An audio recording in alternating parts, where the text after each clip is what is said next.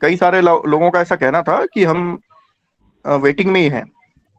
अच्छा, तो एक बार अगर होगा तो आज के बाद अपन इसको फिर से रिशेड्यूल कर लेंगे जब कोई दिक्कत आ रही होगी तो। सर ऐसे हुआ नहीं था, हो सकता है कई बार मिस हो जाता है बात करते करते, पर ऐसी कुछ बात हुई तो अगली बार से अपन इसको दूसरे उस पे चेक कर लेंगे। जी जी।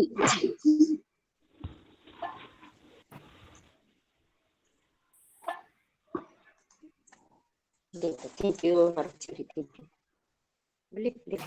कुछ पसंद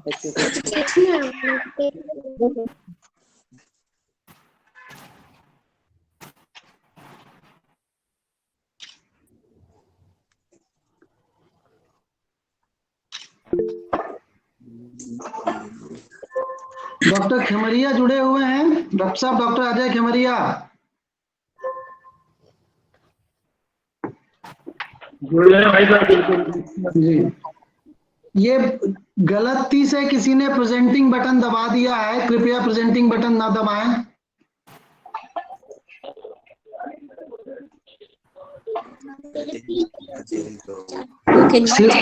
सिवनी से आरजू जी जुड़ गई हैं, स्वागत है आरजू जी। डॉक्टर आरजू विश्वकर्मा सिवनी से सुनाई दे रहा है?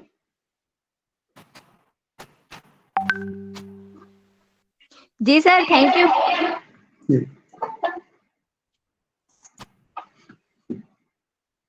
फिर दोनों वक्ता जुड़ गए हैं, तिवारी जी के अलावा दूसरे।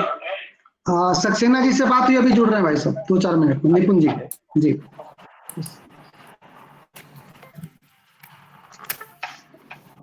अपना माइक सब लोग म्यूट कर लीजिए। सभी से निवेदन है कि अपना माइक म्यूट पे रखें, सिर्फ वक्ता।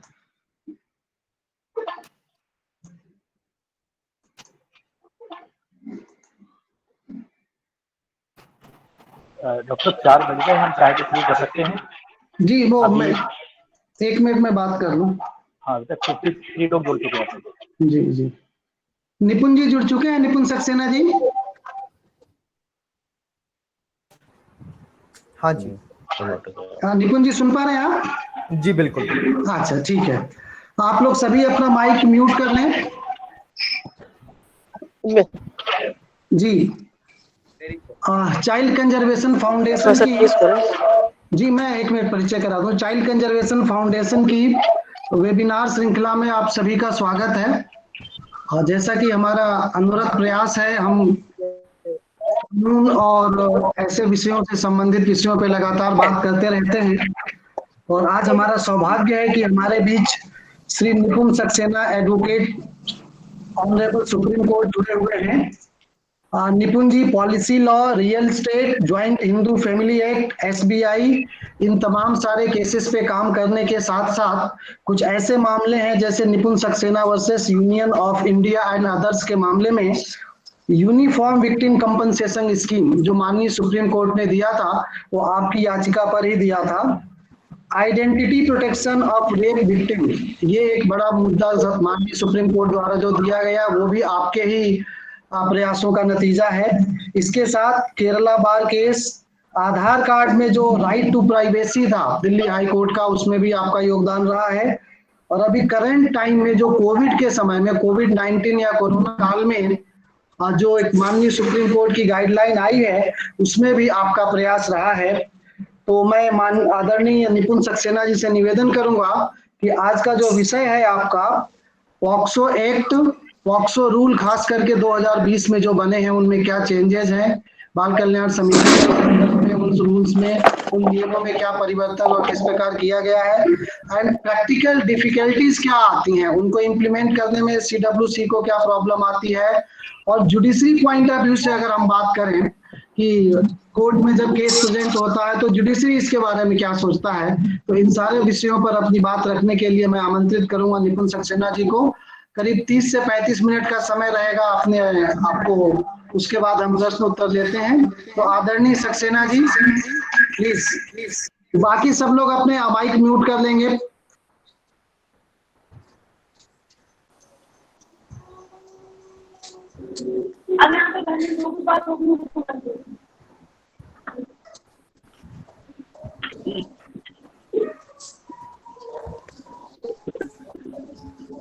हमारे साथ आज के जो दूसरे वक्ता हैं, वरिष्ठ आईपीएस ऑफिसर आदरणीय तिवारी जी, उनका उद्बोधन हमें बाद में प्राप्त होगा। तभी निपुण जी से हम आग्रह करते हैं, निपुण जी करें। तिवारी सर जुड़ गए हैं हमारे साथ जी।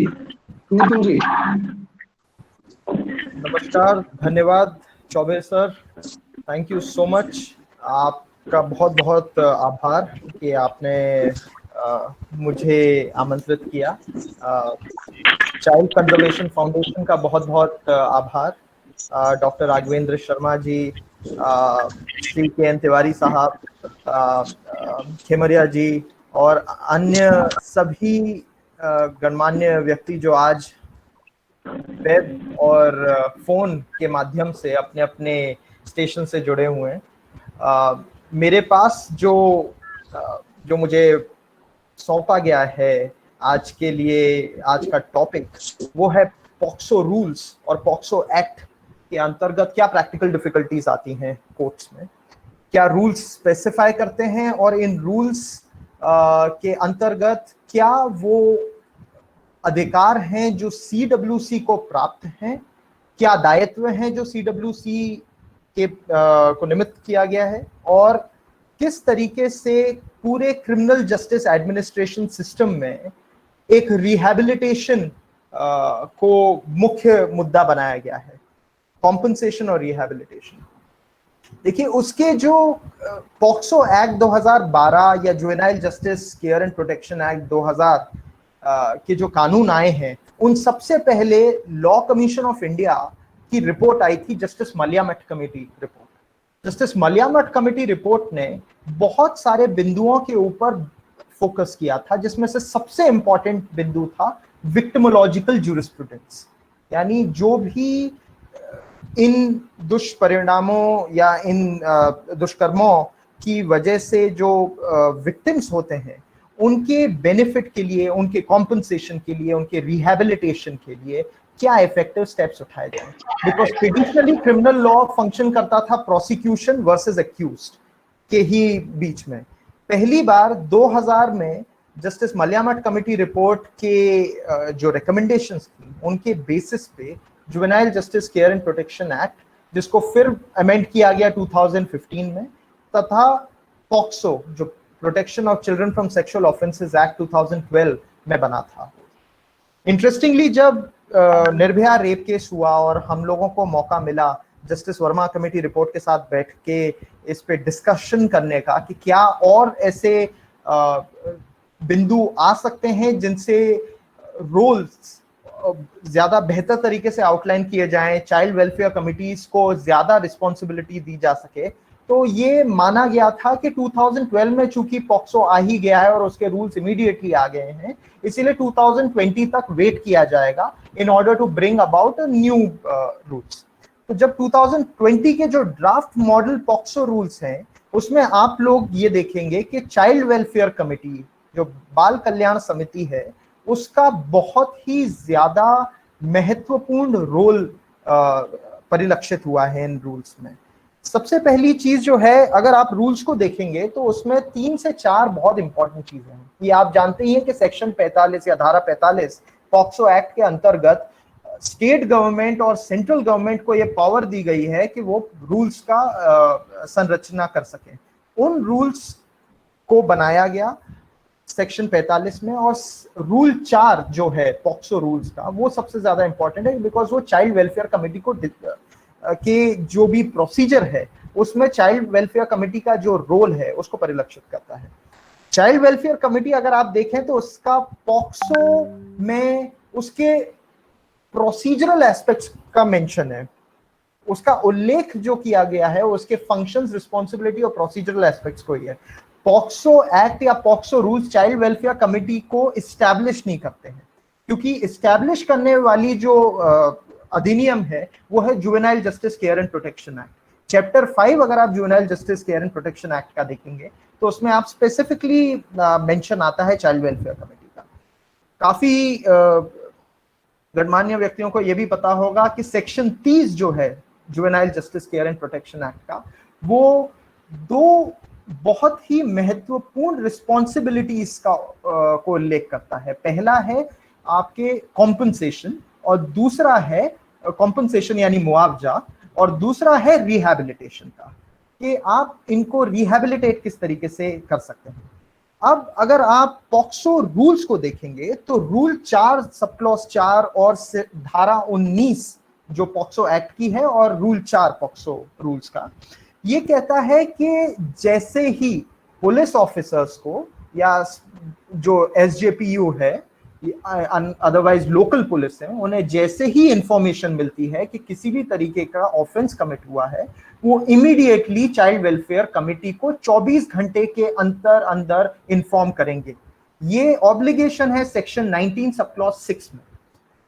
अब अगर ये 154 में कायमी की जा रही है एक एफआईआर की, तो 154 रेड विद 19(6) अगर ऑफ कोर्स मामला है किसी भी माइनर का या जुवेनाइल का, तो वो ऑब्लिगेशन है मैंडेटरी रिपोर्टिंग की। मैंडेटरी रिपोर्टिंग 2 प्रकार की होती है। 154 में जो मैंडेटरी रिपोर्टिंग है वो है कि आप एफआईआर की एक कॉपी इमीडिएटली अपने एरिया जुरिस्डिक्शनल मैजिस्ट्रेट जो होते हैं उनको देंगे।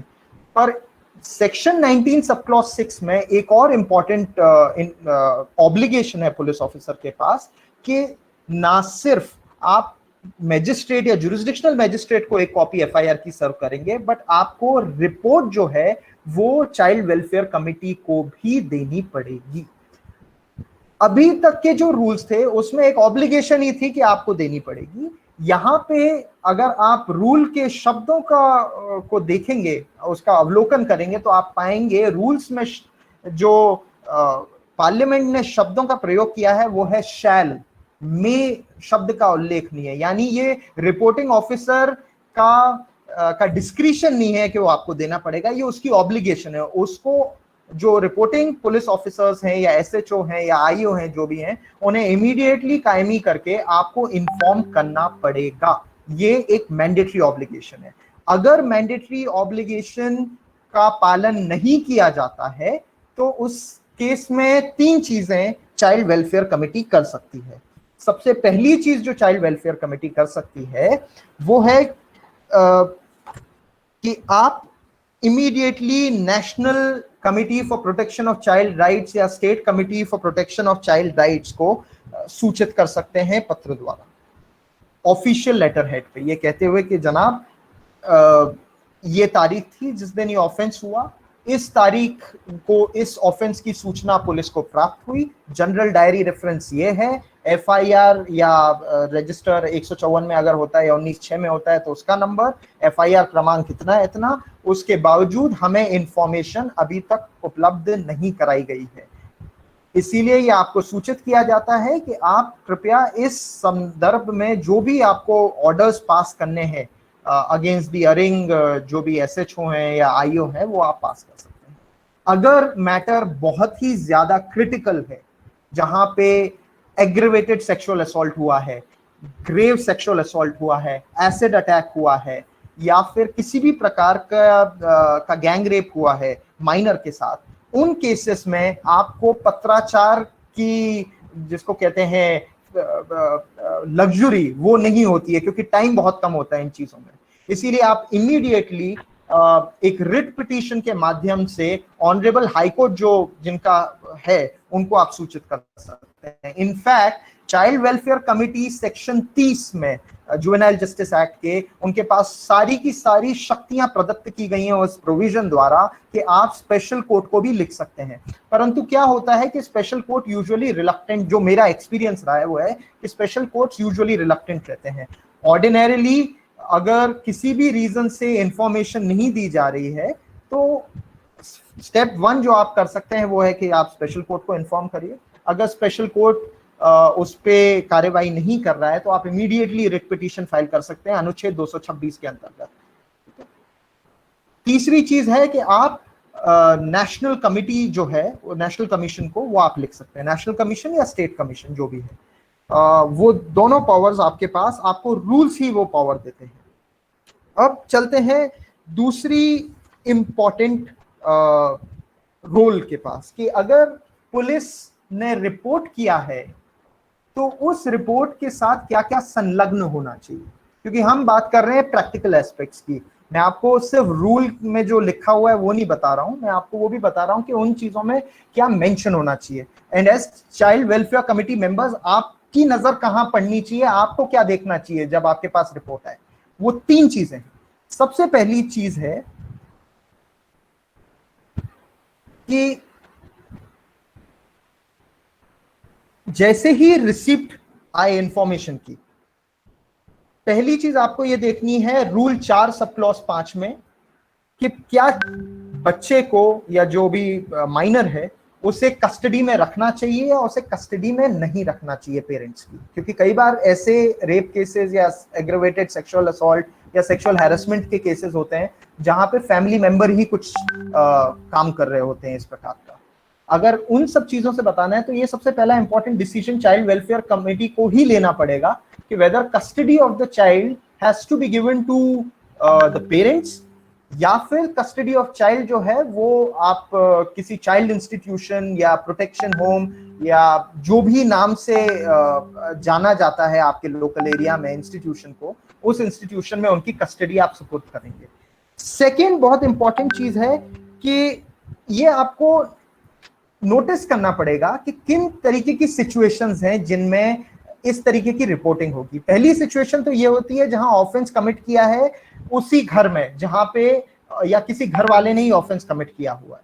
उस केस में चाइल्ड वेलफेयर कमेटी को एक एक्टिव रोल प्ले करना होता है, ये देखते हुए कि क्या उस इंसान को जो इस तरीके की प्राइमा फेसी ऑफेंस कमिट कर रहा है उसी को घर से बाहर कर किया जा सकता है या नहीं। अगर पुलिस ने संज्ञान ले लिया है और उस इंसान को अरेस्ट कर दिया तो बच्चा घर में रह सकता है, परंतु अगर उस इंसान को सपोर्ट करने वाले भी लोग घर में हैं तो फिर ये बेटर रहेगा कि बच्चे को शिफ्ट कर दिया जाए। दूसरी जो सबसे इंपॉर्टेंट चीज है जो चाइल्ड वेलफेयर कमेटी को देखना चाहिए वो ये है बच्चे की उम्र। अगर बच्चे की उम्र बहुत छोटी है तो फिर बेस्ट इंटरेस्ट ऑफ चाइल्ड वो जुरिस्डिक्शनल फॉर्मूला है जिसके ऊपर सुप्रीम कोर्ट चलता है, और सुप्रीम कोर्ट ने इनफैक्ट रूल मेकिंग कमेटी को भी ये कहा हुआ है कि सबसे इंपॉर्टेंट चीज है देखना कि बच्चे के हित में सबसे ज्यादा इंपॉर्टेंट डिसीजन क्या है। हर जगह सारे पैरामीटर्स जो मेंशन किए गए हैं उसमें लिखा हुआ है कि चाइल्ड का बेस्ट इंटरेस्ट है, that is suppose to be very very important. तो रिस्पॉन्सिबिलिटी चाइल्ड वेलफेयर कमेटी की रूल 4 सब क्लॉज 5 में आती है और रूल 4 सब क्लॉज 6 में बेस्ट इंटरेस्ट ऑफ चाइल्ड देखा जाता है।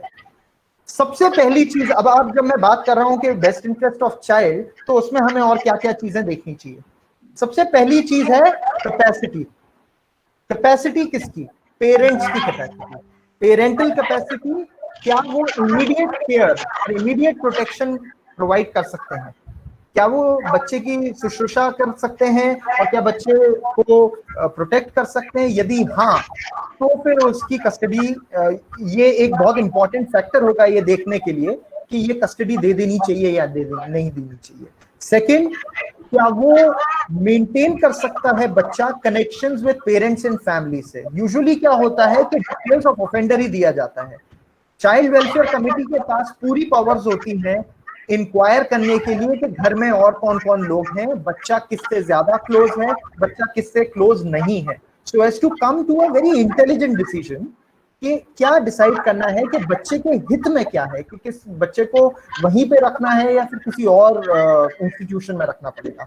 तीसरी चीज है जो चाइल्ड वेलफेयर कमेटी को देखना है रूल 4-6 में, वो है बच्चे की मैच्योरिटी, परिपक्वता। बच्चा कितना बड़ा हुआ है, और परिपक्वता का मतलब ये नहीं है कि वो बायोलॉजिकली कितना बड़ा हुआ है, ये भी देखना पड़ेगा कि वो क्या मेंटली समझ पा रहा है कि उसके साथ क्या हरकत दी जा रही है, क्या वो समझ पा रहा है कि वो अपना ख्याल खुद रख सकता है या फिर वो इतना छोटा है कि उसको ख्याल रखने के लिए उसको अपने माता या पिता पे आश्रित होना पड़ेगा। इन सारी चीजों को मद्देनजर रखते हुए 3 चीजें हैं जो रूल 4 सब क्लॉज 6 प्रोवाइड करता है। मैच्योरिटी, बच्चे का जेंडर। ये बात हम सब जानते हैं कि अगर बच्चा जो है वो एक छोटी लड़की है तो नेचुरली कोर्ट्स भी यही होल्ड करते हैं, सुप्रीम कोर्ट के बहुत सारे डिसीजंस हैं कि चाइल्ड वेलफेयर कमेटी को कस्टडी मदर के पास ही रखनी चाहिए। अगर मदर इस स्थिति में नहीं है, बिकॉज मेरे पास काफी ऐसे केसेस आए थे जहां पे mother was a drug addict तो उस केस में माँ के पास कस्टडी रखना भी बहुत घातक सिद्ध हो सकता था बच्चे के लिए। इसीलिए चाइल्ड वेलफेयर कमिटी ने फिर रिकमेंड किया कि एक रजिस्टर्ड एनजीओ जैसे सखी वन स्टॉप क्राइसिस सेंटर अगर है, या फिर और भी प्रकार के इंस्टीट्यूशंस हैं जिनमें रखा जा सकता है बच्चा, या फिर उन सारी जगहों पर ये डिसाइड किया जा सकता है कि बच्चे की कस्टडी उन जगहों पे प्रोवाइड की जाए। नेक्स्ट जो बहुत इंपॉर्टेंट फैक्टर है वो देखना चाहिए डिसेबिलिटी। अगर चाइल्ड दिव्यांग है या विकलांग है तो उन सारे सिचुएशंस में बच्चे का ध्यान रखते हुए ये एरिया चूज करना चाहिए चाइल्ड वेलफेयर कमेटी को कि जिस जगह बच्चे को लाया जा रहा है वहां पर इंस्टीट्यूशनल फंक्शनिंग प्रॉपर है या नहीं है, जैसे व्हीलचेयर की सुविधा है या नहीं है। आपने उस बच्चे को उठा के ऐसी जगह ले गए जहां चाइल्ड वेलफेयर, जहां इंस्टीट्यूशन ही बना हुआ है दूसरी मंजिल पे, कोई लिफ्ट नहीं है, कोई व्हीलचेयर की फैसिलिटीज नहीं है और बच्चा विकलांग है, तो वो सारी सिचुएशंस जो हैं वो चाइल्ड वेलफेयर कमेटी को मद्देनजर रखनी पड़ती हैं। और ये अपेक्षा की जाती है रूल 4 सब क्लॉज 6 में कि चाइल्ड वेलफेयर कमेटी ये सारे फैक्टर्स को ध्यान में रखेगी कस्टडी देने से पहले। नेक्स्ट जो है वो है हिस्ट्री ऑफ फैमिली वायलेंस।